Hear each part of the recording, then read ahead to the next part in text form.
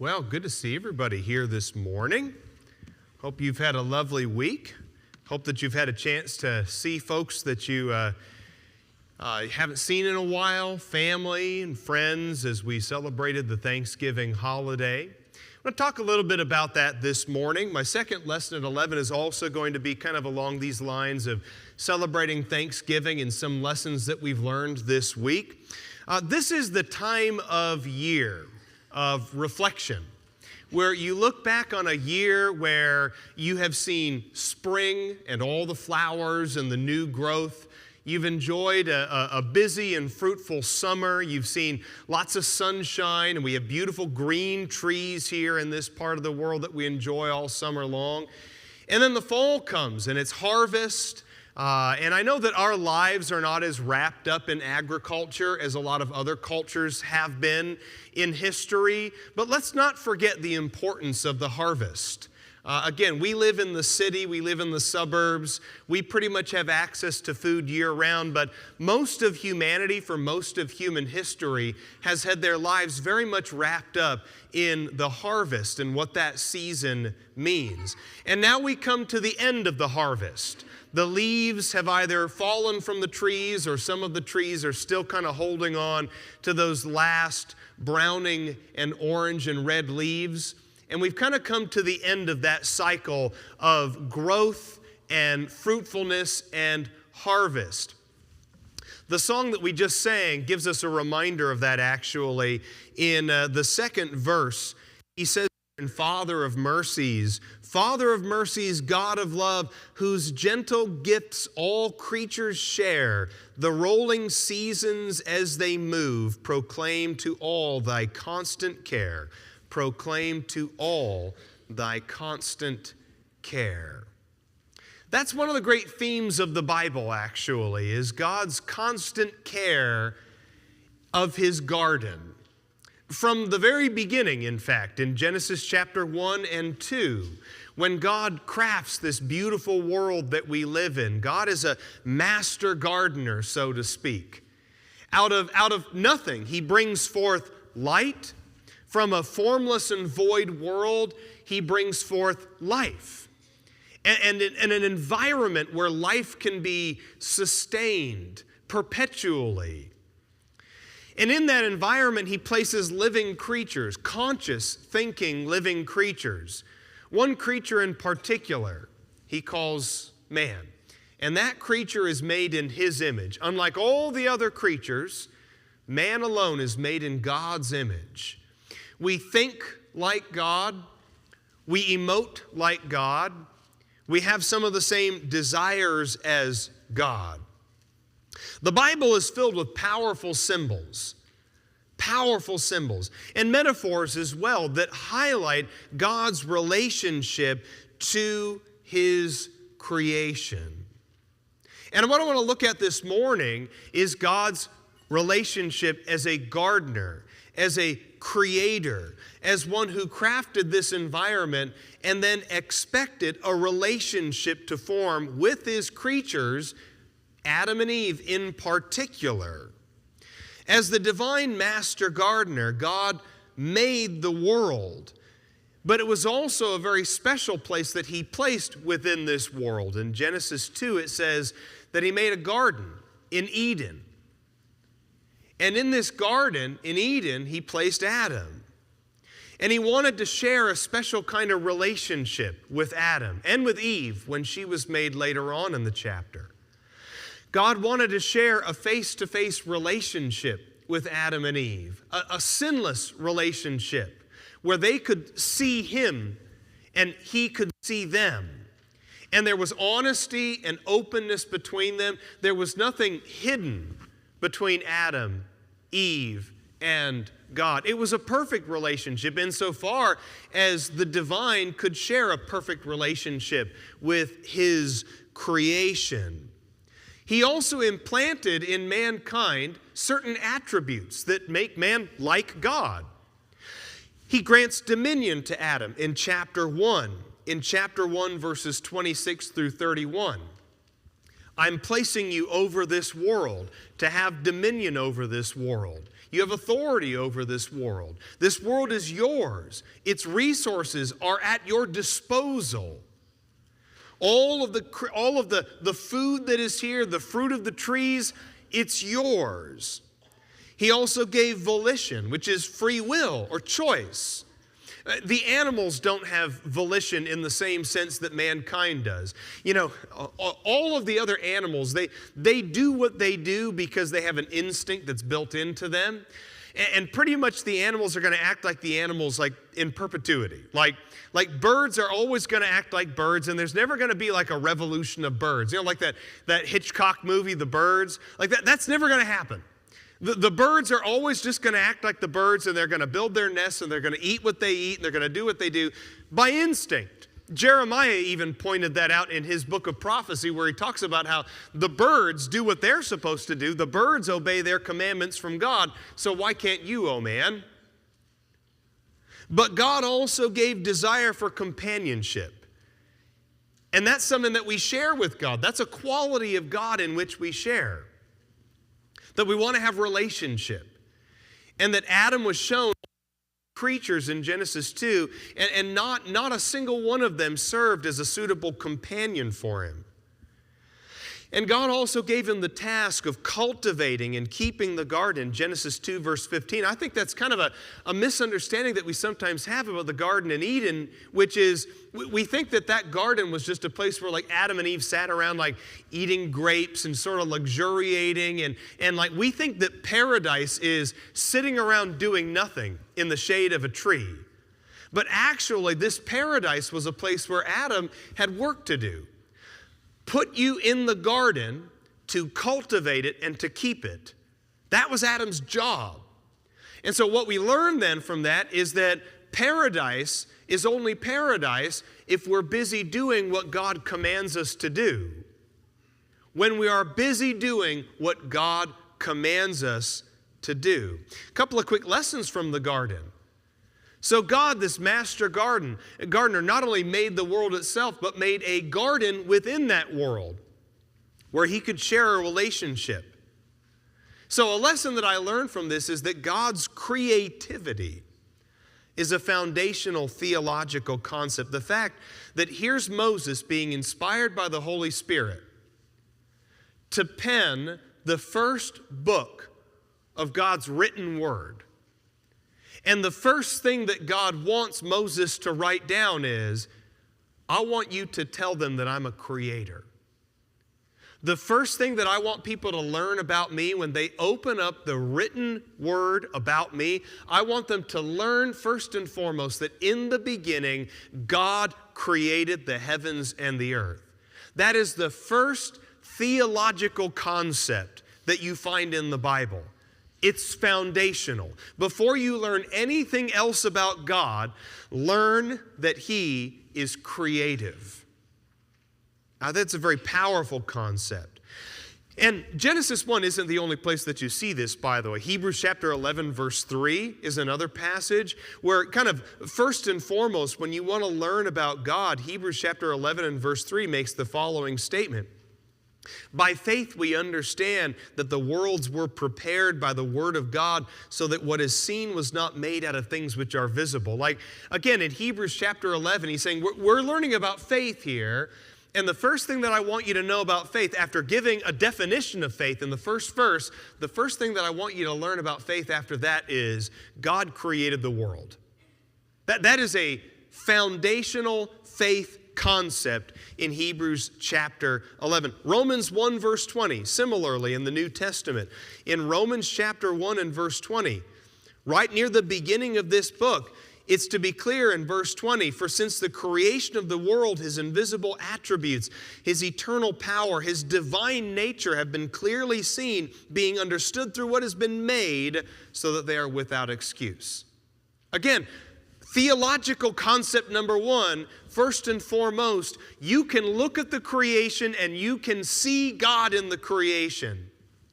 And if you don't know anything else about God, if you've never picked up the Bible and you want to learn the first thing about God, simply look at the creation, and the creation itself, like Psalm 19 says, the creation itself declares to you the most basic and foundational concepts of God. He is a creator God. Paul used that as a starting point in Acts chapter 17 in Athens, to find common ground with everybody else who showed up there in Athens. Everybody else, no matter what background they're from, no matter what other gods they might have believed in, first and foremost, Paul said, this God created the world and created all of us. And that is a common starting point for all people. A second lesson from Eden, though. Adam was created to mimic certain basic attributes of God. While God created all things, it was God's design to have Adam cultivate and keep the created world, which I think is a very impressive thing. It's a connection that we have with God. And I don't want to, I don't know. We love gardening. Rebecca in particular loves gardening. And I think that there is something about gardening that is such a basic human activity that if you're not someone who is into gardening at all, get into gardening. It's a very easy hobby to get into. It's very accessible. It's not particularly expensive, at least on a basic level. And I'll tell you what, there is nothing more satisfying than eating the things that you have grown yourself. And I don't know exactly what it is on a psychological level that makes that true, but until you've grown your own food, I don't think you quite understand or appreciate how basically human that activity is. We're so disconnected from that. And yet, like I said from Genesis 2, that was Adam's original purpose. I'm going to put you in the garden to cultivate it and to keep it. God created the world, but he wants Adam to cultivate and keep it. God created the world, but he wants Adam to maintain it, to interact with it, to grow things in it, to use his hands. And I think that's a really, really interesting thing to see the connection between God and man. Almost like a parent with his child, like a parent. I'll give you an example that I'm really bad at. I'm gonna go ahead and get myself in trouble here, okay? I have a model train set that I've had for like my whole life. And you know, when it comes to model trains, especially older model trains, they're very, very sensitive, very fragile. I'm really, really bad at letting the kids play with my model trains. Like really bad at it. This is like, kids, they're not toys, they're models. It's very difference. There's a difference there. But let's say with the ideal father, which I am not. Ideally, a father would set up something like a model train and say, all right, kids, now I want you to interact with it. I have built it, but I want a playground set in the backyard. That's what I should have gone with. I would be in a lot less trouble right now if I said that about 10 years ago when we lived in Abilene, Rebecca and I built a playground set in the backyard. See, I got to think through these things a little bit more. A playground set, the parents might build it, but they want the kids to interact with it. And I think there's a connection there between parent and child when you have that kind of relationship. And that is what God wants from his creatures. That's what God wants from Adam and Eve, from us. He created this world, but he wants us to interact with it and to cultivate it. And I do think that our creativity is a proof of God's existence. Like I said earlier, you don't see that creativity from the other animals. Now, do animals make things? Sure. Termites build termite mounds. Ants make very elaborate homes for themselves. Birds weave nests together. So yeah, do animals make things? Yeah, of course they do. But an animal will never make anything that its predecessors didn't make. As in, that bird will weave the same nest that its parents weaved, that its parents weaved, that its parents weaved, that its parents weaved. You will never see visionary birds You'll never look at a bunch of birds, well, that species of bird makes all the same nest. But what about that one? Ooh, he's a trailblazer. He's a visionary. Nope. And yet with man, that's like all that we do. And I think that creativity is a proof of God's existence. That we have something within ourselves that you don't see anywhere else in all the created world, which is that we are made in the image of a creator God. And so it is our natural talent and desire to be creators, to grow things and to make things and to express that creativity. But with all that being said, that is not where the garden theme ends in the Bible. So with that first part of the lesson, we talked about God, the master gardener, creating a beautiful world, planting a beautiful garden, placing Adam and Eve within this beautiful garden and expecting them to be gardeners like him. That's not the end of that theme. The Bible transitions shockingly quickly, actually, in chapter 3. The Bible transitions to another concept when it comes to the garden, which is the garden corrupted by weeds and blight. Why is the garden corrupted? Well, sin corrupts the garden. In Genesis chapter 3, when sin enters the picture, God recognizes that sin in its form, its corrupting, disgusting, painful, spoiling form, and he casts Adam and Eve out of the garden, and he won't let them back in. Now, that doesn't mean that's the end of Adam and Eve. It doesn't mean that God doesn't love them anymore. It doesn't mean that God has stopped caring for them or helping them. Excuse me. Because even outside the Garden of Eden, God still makes provision for Adam and Eve. But that's the end of the Garden of Eden for them. It's the end of that garden. And in Genesis 3, God curses Adam and says that from now on it will be by the sweat of your brow. From now on it will be a struggle. From now on the earth is going to fight against you. From now on it will be weeds. The weeds will take over. The blight will impact you. Everything that you get is going to have to come with extra effort now because of sin. And Satan might be the one who plants that seed, but we're the ones who actually put it into action. We're the ones that water the seed and cultivate that. So Adam and Eve were kicked out of the garden. Cain was cast out of his garden and made a wanderer. You ever notice that? What was Cain's favorite thing to do in the world? He was a gardener. Cain was a gardener. Just like his parents were gardeners in Eden. Cain was a gardener. And because of his sin, what happened? He got kicked out of his garden. God said, you're going to be a vagrant and a wanderer for the rest of your life. You don't get to be a settled person anymore. You know who makes gardens? Settled people. You know who doesn't have time to make gardens? Wanderers. God cursed Cain by kicking him out of his garden and saying, you're going to be a wanderer now. You're not going to be a gardener anymore. You're going to be a wanderer. The earth was flooded and destroyed in the time of Noah because of sin.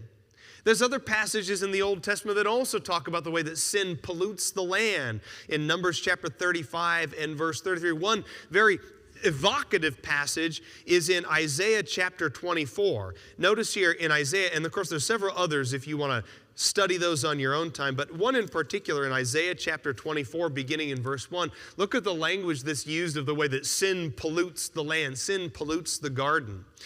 It says in verse 1, behold, the Lord lays the earth waste and devastates it, distorts its surface and scatters its inhabitants. And the people will be like the priest, the servant like his master, the maid like her mistress, the buyer like the seller, the lender like the borrower, the creditor like the debtor. The earth will be completely laid waste and completely despoiled, for the Lord has spoken this word. Verse 4. The earth mourns and withers. The world fades and withers. The exalted of the people of the earth fade away. The earth is polluted by its inhabitants, for they transgressed the laws. They violated statutes. They broke the everlasting covenant. Therefore, in verse 6, a curse devours the earth, and those who live in it are held guilty.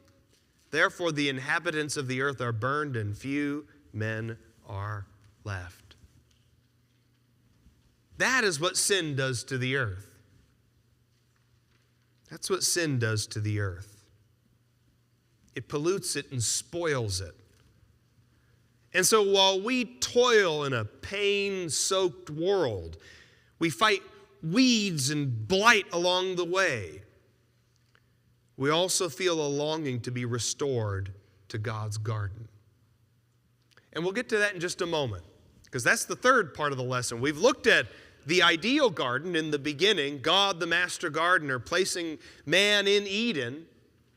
We've looked at the corruption, and I have a couple of lessons I want to learn from that real quickly here in just a moment. But that's not going to be the end, because there will be a third part of this garden theme that we need to look at. But first, just a couple of quick lessons here. Lessons from the blight, lessons from the weeds. Well, based on a parable that's spoken in Matthew chapter 13 about the wheat and the weeds, the wheat and the tares growing together, I think an important lesson is that God lets the weeds grow. He lets the weeds grow. God isn't going to stop the weeds. Now, of course, in that parable, the weeds are sinners and sinful influences, but God lets the weeds grow. He allows that process to happen. It's our job to trust Him in judgment. And just like in the parable from Matthew 13, to not get ahead of ourselves and think that it's our job to judge the world. It's God's job to judge the world. It is only our job to grow as wheat and to be fruitful for God. A second lesson, that sin always ruins what is meant to be received with thanksgiving. Sin is it's polluting, it's spoiling. Paul made an interesting statement in 1 Timothy chapter 4, verses 1 through 5, that there are things that are meant to be received with gratitude and thanksgiving, but sin pollutes those things and makes it so that we manipulate them and we twist them, whether it's twisting romantic relationships. You know, God has a purpose and God has a plan for romantic relationships in marriage, and that the marriage bed is to be undefiled and holy. But sin twists that and spoils that. God has a plan for how we use our resources. And the book of Ecclesiastes in chapter 2 and in chapter 5 talks about how our earthly blessings are to be received with gratitude. James chapter 1 similarly notes that all good things come from God, that these are gifts from God. But sin twists them and spoils them and manipulates them. That's what sin does. Sin takes good things and ruins them. A third lesson, the creation, even in its corrupted state, still points to God as its creator. In Acts chapter 14, verses 15 through 17, Paul is preaching to some people, and these people have almost no concept of God. Their idea of God, at least true ideas of God, is so far removed that Paul has to go back to the very, very beginning, the very, very basic. And he says that you know that God looks after us, that you can see God in creation, that God provides for you in your due seasons, in the harvest. Again, it goes back to that first point that we made, that you can see God in creation. In the general revelation, there is evidence aplenty for who God is, at least on a basic level.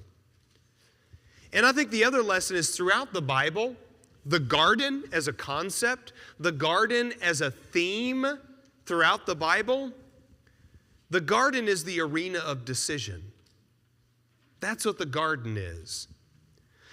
You see, gardens and farms and vineyards are frequently used in parables and in prophecy as places where people need to choose right and wrong. God places us in the garden, proverbially speaking, to make the right choice. And again, whether it's parables that Jesus speaks, where parables about vineyards and vineyard keepers, parables about laborers and farmhands, parables about growing fruit, fig trees. The garden is the area and arena of decision. Your life is your garden. And you face the same choice that Adam and Eve did in Eden. You face the same choice, at least on a fundamental level. Obey God or follow your curiosity towards sin. It's the same choice. There's a great passage in Isaiah chapter 5, which was already read earlier in our lesson for our scripture reading by Mark. But Isaiah chapter 5 shows that God planted Israel in a beautiful garden, a vineyard. And in Isaiah 5, God talks about the way that I did everything for Israel. I provided everything. I made a garden for my beloved. I made a vineyard. I put a wall around it with a watchtower. And I watered it and fertilized it. I did everything for Israel. And I expected Israel to produce something, to produce fruit. But when I looked, were they producing fruit? No. They were just producing wild things. They didn't produce what I wanted. They didn't produce what was good. That's the arena of decision. That's the garden. What more do you need God to do for you to make the right decision and follow Him in the garden? Well, there's another garden that we read about, a garden of decision.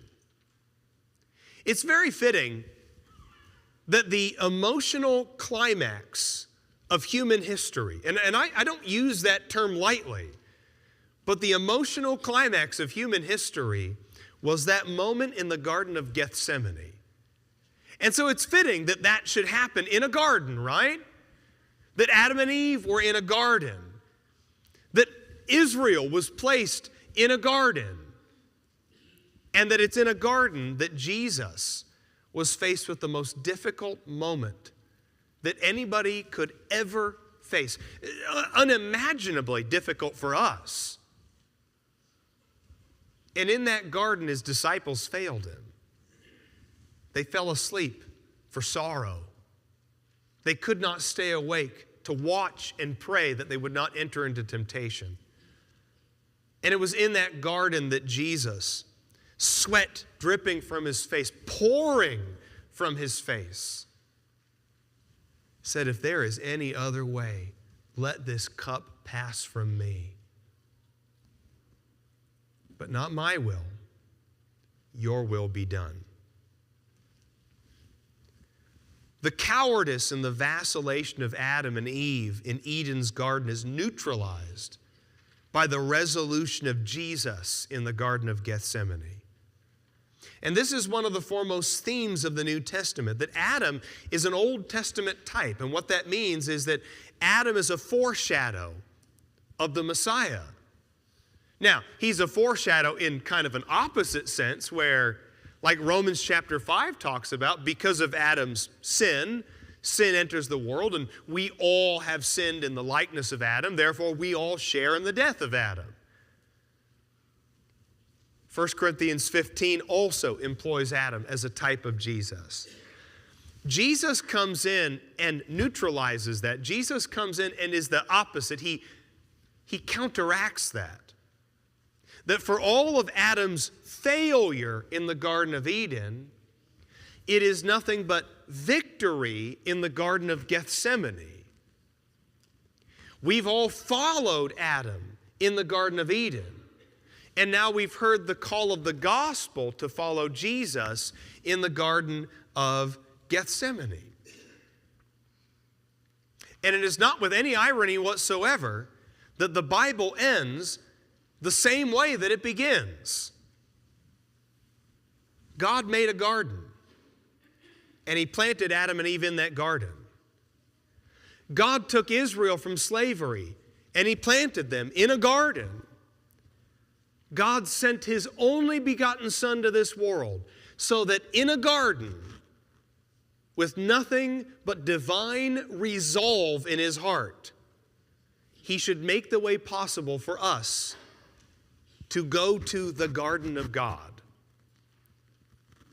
The book of Revelation ends on the same note that the book of Genesis begins.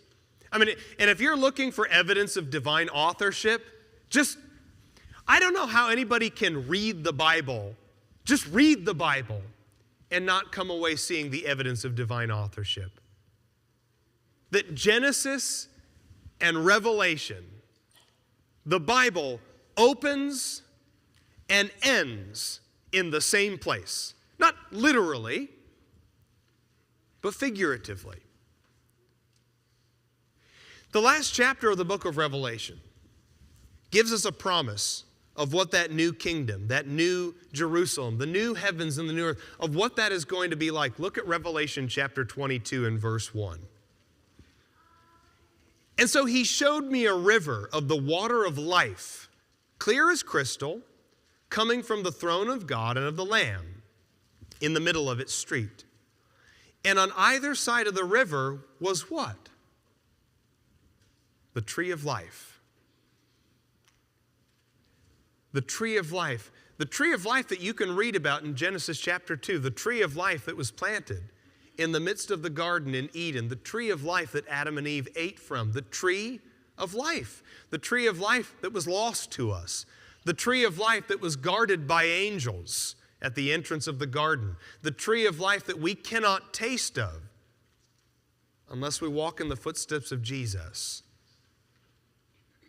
And it says there that on either side of the river was the tree of life, bearing 12 kinds of fruit, yielding its fruit every month. Now that's really interesting, isn't it? Because like I said at the beginning of the lesson, we've come to the end of the harvest. This is the time of year where things stop growing. This is the time of year where the tomato plant dies because it freezes at night. There's no more fresh tomatoes from the garden, Rebecca. This is it. But in the new garden, in the heavenly garden, it grows all year. Life, fruit, and it never stops and it never ceases. It's always the growing season. And the leaves of the tree, he says in verse 2, were for the healing of the nations. There shall no longer be any curse. What curse? You mean the curse from Genesis 3? The curse that you're kicked out of the garden? Pain in childbirth? Pain in everything that you do? Weeds? Blight? Death? No curse anymore. The curse has been totally counteracted, totally neutralized. And the throne of God and of the Lamb shall be in it, and his bondservants shall serve him. What I like about that is, just like the Garden of Eden was not just a place of sitting around doing nothing, Adam kept the garden and cultivated it. The new garden of God is also a place of activity. Contrary to common misconception, heaven is not sitting around on a cloud in a white robe, plunking on a harp for the rest of eternity. We serve. We work. We're busy. Heaven is a place of activity. Just like the Garden of Eden was a place of activity.